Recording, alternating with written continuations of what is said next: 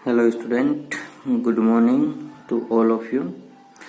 आज की क्लास में अपन स्टार्ट करेंगे बैलेंस्ड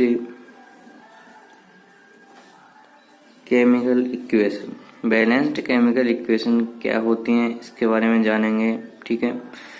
तो in a balanced chemical equation the number of atom of each on the both the sides should be equal। Means क्या है कि बोथ साइड्स कौन सी, कि जो आपके पास रिएक्शंस होती है केमिकल रिएक्शन, जैसे फॉर एग्जांपल ये आपके पास केमिकल रिएक्शन है, बीच में आपके पास एरो लगा हुआ है, एरो का जो हेड है ये प्रोडक्ट की तरफ है, ठीक है, जो क्या बताता है रिएक्शन डायरेक्शन को बताता है। रिएक्शन डायरेक्शन कैसे कि रिएक्शन कहाँ जा रही है, रिएक्टेंट टू प्रोडक्ट जा रही है, ठीक है। तो एरोहेड पॉइंट से देखेंगे बोथ साइड्स को कि एरोहेड पॉइंट के लेफ्ट ये हुआ तो ये आपके पास लेफ्ट हैंड साइड बन चुकी है, एरोहेड पॉइंट के राइट में ये हुआ तो ये आपके पास राइट हैंड साइड बन चुकी है, ठीक है। अब आपके पास क्या है कि बोथ साइड्स मिल चुकी हैं, left hand side and right hand side. यहाँ पे जो एटम होंगे वह क्या होने चाहिए, शुड बी इक्वल होने चाहिए। एटम क्या होना चाहिए, शुड बी इक्वल होने चाहिए। मीन्स ये है लेफ्ट हैंड साइड में जो एटम्स हैं वह राइट हैंड साइड के एटम्स से इक्वल होने चाहिए। तो चेक करते हैं इक्वल है या नहीं है। इक्वल होंगे तो आपके पास वह इक्वेशन क्या होगी, बैलेंस्ड केमिकल इक्वेशन होगी, ठीक है। तो देखते हैं number of atoms of different elements of the reactant and product are as follow. नीचे दिए हुए हैं, ठीक है। इस रिएक्शन के अंदर आपके पास Zn, hydrogen, sulphur and oxygen 4 element का इन्वॉल्वेशन हुआ है, ठीक है। तो आपके पास इस रिएक्शन के अंदर Zn, hydrogen, sulphur, oxygen 4 element का इन्वॉल्वेशन हुआ है, ठीक है। इन एलिमेंट के एलिमेंट्स को चेक किया जाएगा लेफ्ट हैंड साइड में एंड राइट हैंड साइड में। तो चेक करते हैं लेफ्ट हैंड साइड में आपके पास Zn के कितने एलिमेंट हैं। तो देखो इन the reaction left hand side में आपके पास Zn के 1 एलिमेंट हैं, तो मैंने यहाँ पे 1 लिख दिया। लेफ्ट हैंड साइड में आपके पास हाइड्रोजन के कितने एलिमेंट हैं, देखो हाइड्रोजन के आगे कितना लगा हुआ है, 2 लगा हुआ है, तो हाइड्रोजन के यहाँ पे 2 नंबर है लेफ्ट हैंड साइड में। सल्फर जो है, सल्फर के आपके पास लेफ्ट हैंड साइड में कितने एलिमेंट हैं, 1 एलिमेंट है। एंड ऑक्सीजन जो है, ऑक्सीजन के लेफ्ट हैंड साइड में कितने एलिमेंट हैं, 4 एलिमेंट है। तो अपन ने लेफ्ट हैंड साइड के एलिमेंट्स के एटम्स को यहाँ पे अपने लिख लिया है, और लेफ्ट हैंड साइड में क्या होते हैं, रिएक्टेंट होते हैं। इस चीज को विशेष तौर से ध्यान रखोगे। तो राइट हैंड साइड की तरफ चलते हैं। इन राइट हैंड साइड में आपके पास Zn के कितने एलिमेंट हैं, देखो यहाँ पे 1 एलिमेंट है ओनली Zn का, तो ये 1 एलिमेंट आ चुका है। हाइड्रोजन के कितने एलिमेंट हैं, देखो 2 लगा हुआ है, तो हाइड्रोजन के 2 एलिमेंट्स बन चुके हैं। सल्फर के आपके पास कुछ भी नहीं लगा हुआ, ओनली सल्फर दिखाई दे रहा है, तो इसका 1 एलिमेंट बन चुका है। ऑक्सीजन पे चलते हैं, तो ऑक्सीजन के आगे क्या लगा हुआ है, 4 लगा हुआ है, तो ऑक्सीजन के कितने एलिमेंट्स बन चुके हैं, 4 एलिमेंट्स बन चुके हैं, ठीक है।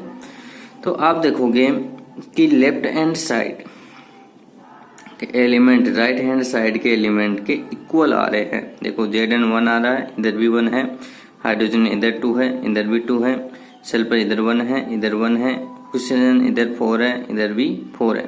तो लेफ्ट हैंड साइड के एलिमेंट्स राइट हैंड साइड के एलिमेंट्स के इक्वल आ रहे हैं, ठीक है। तो अब जो रिएक्शंस है, इस रिएक्शन को आप बोलोगे balanced reaction, balanced chemical equation बोल लो या रिएक्शन बोल लो। मैंने कल आपको इक्वेशन एंड रिएक्शन के बीच डिफरेंस बताए थे क्या होते हैं, ठीक है। वैसे आप केमिकल इक्वेशन को कंसिडर कर सकते हो एज ए केमिकल रिएक्शन, क्योंकि केमिकल इक्वेशन जो है ये फ्रेम्ड डिस्क्रिप्शन करती है। ये केमिकल इक्वेशन फ्रेम्ड डिस्क्रिप्शन करती है, फ्रेम्ड डिस्क्राइब करती है डिस्क्राइब करती है किसको, केमिकल रिएक्शन को, केमिकल रिएक्शन को।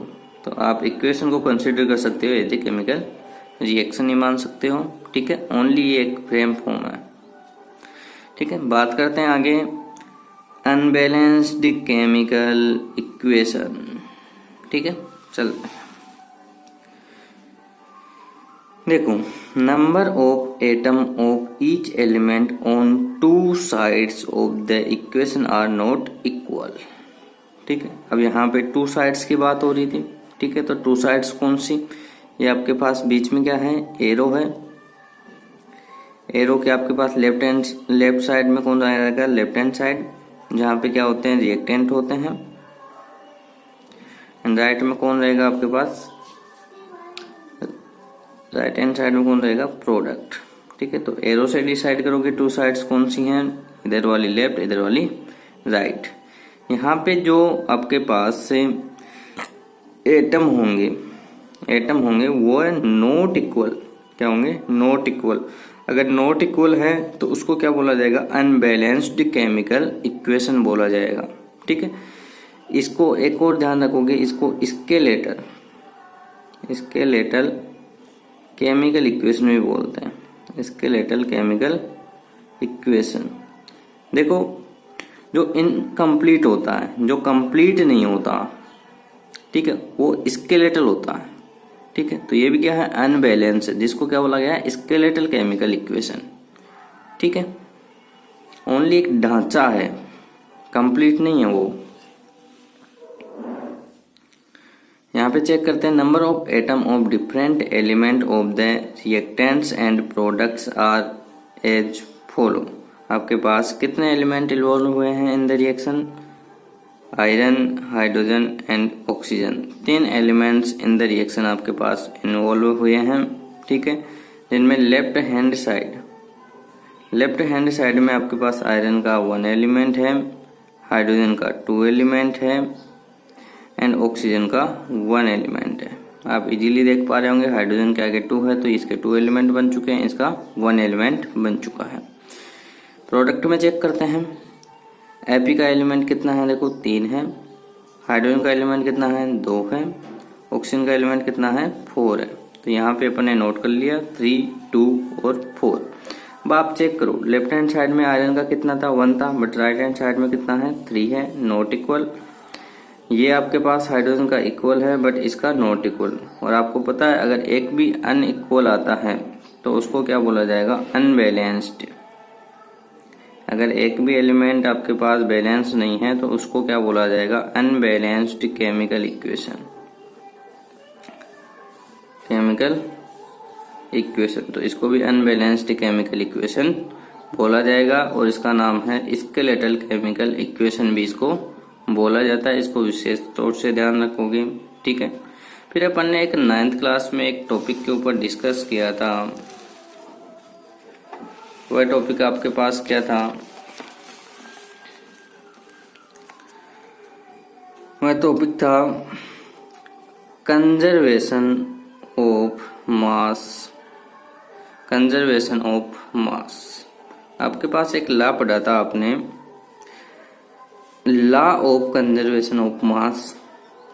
तो according to law of conservation of mass क्या बोलता है कि total mass of product must be equal to total mass of reactant. बोलता है कि ये एरो हेड पॉइंट है, लेफ्ट हैंड साइड में आपके पास रिएक्टेंट होंगे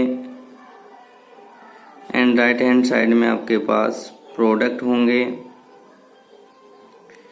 प्रोडक्ट का जो टोटल मास होगा, टोटल मास इधर जो टोटल मास आएगा ये मास, और रिएक्टेंट का जो टोटल मास होगा ये मास, दोनों क्या होंगे, इक्वल होंगे, ठीक है। Law of conservation of mass, law of conservation of मास, इसने बोला कि आपके पास जो भी रिएक्शन आप स्टडी करोगे केमिस्ट्री के अंदर, ठीक है, या कहीं पे भी स्टडी करो, वो किसको फॉलो करती हैं, लॉ ऑफ कंजर्वेशन ऑफ मास। इसका मीन्स क्या होता है कि जो भी रिएक्शन आप पढ़ोगे उनका लेफ्ट हैंड साइड का जो टोटल मास होगा वो राइट हैंड साइड के टोटल मास के इक्वल आना चाहिए।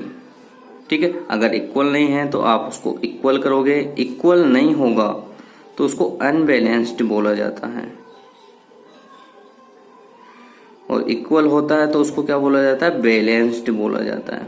ठीक है, तो ध्यान रखना, आप अनबैलेंस्ड को क्या करोगे, बैलेंस्ड करोगे और फिर आप उसकी स्टडी करोगे, और बैलेंस्ड इक्वेशन की स्टडी आप इजीली कर सकते हो और अनबैलेंस्ड की स्टडी आप इजीली नहीं कर सकते। ठीक है, देखो आगे और देखते हैं इसको डिटेल में।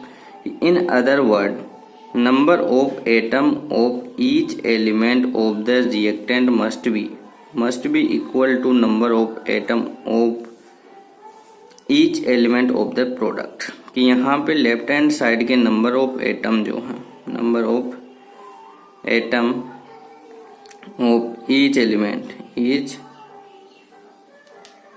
एलिमेंट इक्वल आना चाहिए number of atom of each element.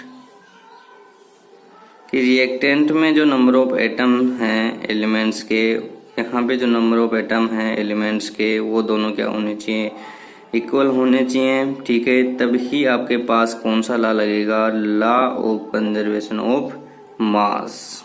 इस चीज को ध्यान रखोगे। इसने ये एक बात और बोली थी कि मास जो है ना तो क्रिएट होता है, ना ही आप इसको डिस्ट्रॉय कर सकते हो during the chemical reaction, during the chemical reaction, during the chemical reaction, during the chemical reaction, chemical reaction.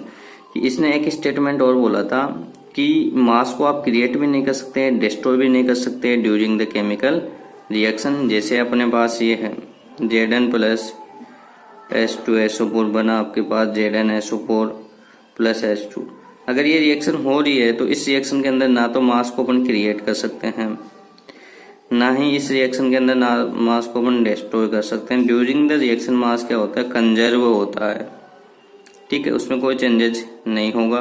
ठीक है, और लेफ्ट हैंड साइड का मास राइट हैंड साइड के मास के इक्वल करेगा, रिएक्टेंट का मास प्रोडक्ट के मास के इक्वल होगा, टोटल मास।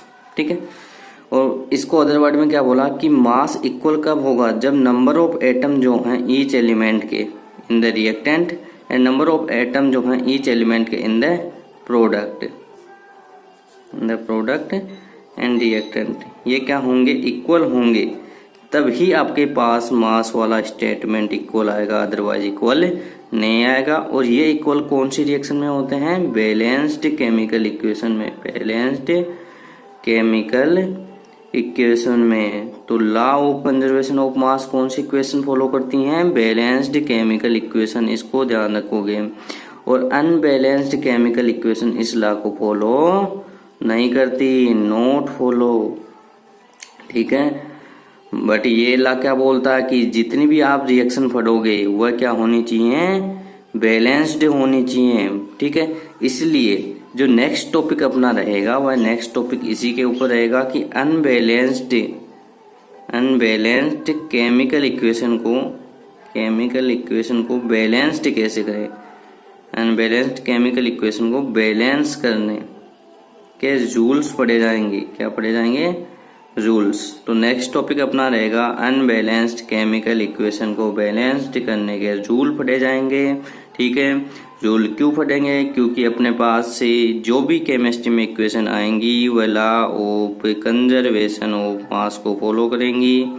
ठीक है, अब law of conservation of mass को फॉलो करेंगे तो उनके एटम्स क्या होने चाहिए, इक्वल होने चाहिए। एटम्स इक्वल नहीं है तो अनबैलेंस्ड होंगी। अनबैलेंस्ड को आप क्या करोगे, स्टडी करने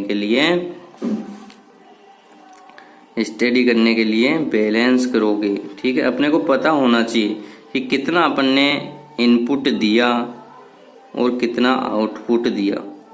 और इनपुट आउटपुट का जब पता चलेगा, ये कब पता चलेगा, जब आपके पास रिएक्शन क्या होगी, बैलेंस होगी। अगर अनबैलेंस है तो आपने को पता नहीं चलेगा कि रिएक्टेंट में आपने कितने लिए एंड प्रोडक्ट में कितने बने। ठीक है। तो ऐसे थोड़ी रिएक्शन को स्टडी कर सकते हो। रिएक्शन को स्टडी तब कर सकते हो जब आपको पता हो कि रिएक्टेंट में आपने कितना दिया एंड प्रोडक्ट में आपको कितना मिला, ठीक है। ऐसे रिएक्शन को स्टडी की जाती है। तो बैलेंस केमिकल रिएक्शन की स्टडी की जाती है, अनबैलेंस की नहीं की जाती, ठीक है। इसलिए उनको स्टडी करने के लिए आप क्या करते हो, बैलेंस करते हो, ठीक है। ये अपना नेक्स्ट टॉपिक रहेगा, ठीक है। अब थोड़ा डिटेल से अपन law of conservation of mass को देख लेते हैं, ठीक है। उसको देखने के लिए अपन चलते हैं बैलेंस्ड केमिकल इक्वेशन पे चलते हैं। तो ये अपने पास बैलेंस्ड केमिकल इक्वेशन थी। यहाँ पे आप मास निकाल के देख लेना। जिंक का मास, इसका एटॉमिक नंबर 30 होता है, तो मास कितना लेके चलोगे, 60। इसके 2 एटम हैं तो 1 का 1 होता है एक एटम का मास, तो 2 का कितना हो जाएगा, 2। सल्फर का 16 एटॉमिक नंबर होता है, तो मास कितना ले लो, 32। इसका मास 8 एटॉमिक नंबर होता है, तो मास ले लो 16। यहाँ पे टोटल करो इसका, ठीक है। टोटल करोगे तो आपके पास 2 और 6 कितने हो जाते हैं, 8। यहाँ पे कितने होंगे, 4 और 2 कितने हो गए, 6 और 6 कितने हो गए, 12। 128 इधर रिएक्टेंट का टोटल मास आ रहा है और इधर प्रोडक्ट के टोटल मास के इक्वल होना चाहिए, ठीक है। इधर भी इसका 1 एटम है तो मास कितना लिया जाएगा, 60। इसका 2 है एटम तो मास कितना लिया जाएगा, 2। इसका एटम कितना है, 1 है तो 32। इसका एटम कितने हैं, 4 हैं। तो देखो भाई इसको 4 से और मल्टीप्लाई कर दोगे तो 16 × 4। फिर आप टोटल करोगे, ये अपना टोटल यहाँ पे गलत था, अपन ने 4 से मल्टीप्लाई नहीं किया। तो यहाँ पे आप टोटल करोगे ना, तो ये टोटल इस टोटल के इक्वल होना चाहिए, क्योंकि ये एग्जाम्पल किसका है आपके पास, एग्जाम्पल है ये बैलेंस्ड केमिकल इक्वेशन का एग्जाम्पल है। तो इधर का टोटल मास इधर के टोटल मास के क्या आएगा, इक्वल आएगा, ठीक है। तो आज तक इतना ही रहेगा डियर, ठीक है। नेक्स्ट क्लास में पढ़ेंगे कि अनबैलेंस्ड को बैलेंस्ड कैसे किया जाता है। Okay, thank you.